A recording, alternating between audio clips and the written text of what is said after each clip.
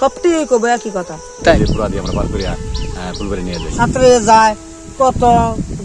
প্রিয় দর্শক আসসালামু আলাইকুম, আমি মাসুম রয়েছি আপনাদের সাথে গ্রাম বাংলার নতুন আরো একটি ব্র্যান্ড নিউ ভিডিওতে আপনাদেরকে জানাই স্বাগতম। দর্শক আজকে আমি যে গ্রামটিতে এসেছি ময়মনসিংহ ফুলবাড়িয়া উপজেলা চক বেরিবাড়ি গ্রামে। চক বেরিবাড়ি এই গ্রামে আসতে হলে ময়মনসিংহ জেলা শহর থেকে 20 কিলোমিটার দক্ষিণে এবং ফুলবাড়িয়া উপজেলা থেকে 5 কিলোমিটার পশ্চিমে আসতে হবে।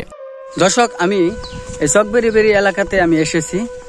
এই চক বেরিবাড়ি গ্রামের মানুষের দুঃখ কষ্ট এবং গ্রামের যে প্রাকৃতিক সৌন্দর্যগুলো রয়েছে সবকিছুই তুলে ধরবো আজকের এই ভিডিওতে। দর্শক আমি যে জায়গায় দাঁড়িয়ে রয়েছি এই কলমদুরি নদীর পাশেই। এখানে একটি ছোট্ট ছাপড়া দিয়ে একটি ঘর বানানো হয়েছে। এখানে ছোট ছোট দুটা ছেলে মেয়ে বসে থাকে, যে মানুষ আসলে এই কলমদুরি নদী পার করে দিবে যাতে ওই পারে যেতে পারে। তা আসলে এখান দিয়ে এই চরের মানুষের যে কষ্ট দুঃখ এটার কোনো শেষ নেই। হ্যাঁ কি করবো, আঙ্গুর অসুবিধা যাওয়ার আবার সমস্যা এমনি তো যাওয়া লাগে। আঙ্গুর যে পোলাবান করাই সবথেকে কবে একই কথা তাই।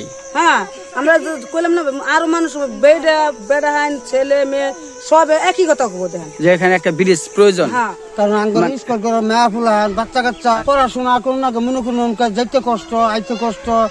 কলমদুরি নদী, এই নদী যেন কাল হয়ে দাঁড়িয়েছে এই গ্রামবাসীদের জন্য। গ্রামবাসী বলেন আমাদের ছেলে মেয়েদেরকে স্কুলে পাঠাতে হয় এই নদী পার করে। আমরা পারাভারের জন্য কলা গাছের বেড়া ব্যবহার করে থাকি। আমরা এতে রিক্সের মুখে পড়ে যাই। আমাদের পূর্বপুরুষের 200 বছরের ঐতিহ্যবাহী ঈদগাহ মাঠ থেকেও বঞ্চিত হয়েছে এই নদীর কারণে। কারণ কলা গাছের বেড়া দিয়ে যখন নদী পার হতাম তখন অনেক সময় নদীতে বয়স্ক মুরব্বীরা পড়ে যেত। শুধু তাই না, আমাদের চক বেরিবাড়ি গ্রামটি সরাতিয়া 6 নং ওয়ার্ডের একটি অংশ।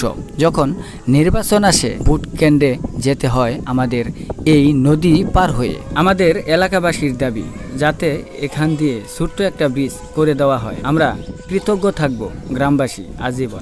দেখতাম ছোটবেলা বা বেশ বড় হলেও দেখতাম যে আমরা ঈদের নামাজ আমরাও পড়তাম এখানে। কিন্তু অনেক সময় দেখা যাচ্ছে যে বর্ষার সময় যখন আমরা নদী পার হইতে যাই তখন এই কলা গাছের বেলা বা নৌকা দিয়ে পার হই। অনেক সময় যাত্রী পারাপারের সময় নৌকা তলই গেছে, অনেক শিশু বাচ্চা পানিতে পড়ে গেছে, অনেক বৃদ্ধ লোক পানিতে পড়ে গেছে, অনেকে ব্যথা পাইছে, যার ফলে আমাদের আর এইভাবে পার হইয়া নামাজ পড়া সম্ভব হয় নাই। কাজে আমরা এলাকায় এখন ছোটখাটো ঈদগাহ মাঠ করে নিচ্ছি নিজস্ব।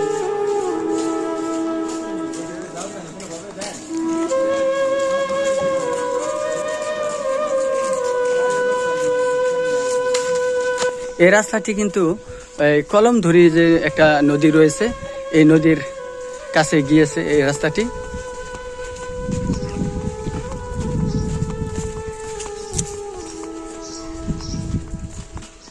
জামাই পিঠা কত করে ভাই? 5 টাকা করে।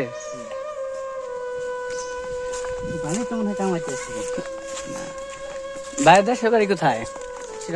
সিরাজগঞ্জ। হ্যাঁ ভাই, সিরাজগঞ্জ থেকে দেখা গেছে আপনি এই এলাকায় আসছেন মানে জামাই পিঠা বিক্রি করার জন্য না?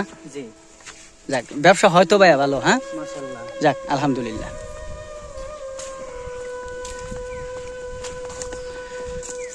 চক বেরিবাড়ি গ্রামের আসলে দর্শক রাস্তাঘাট না বললে চলে।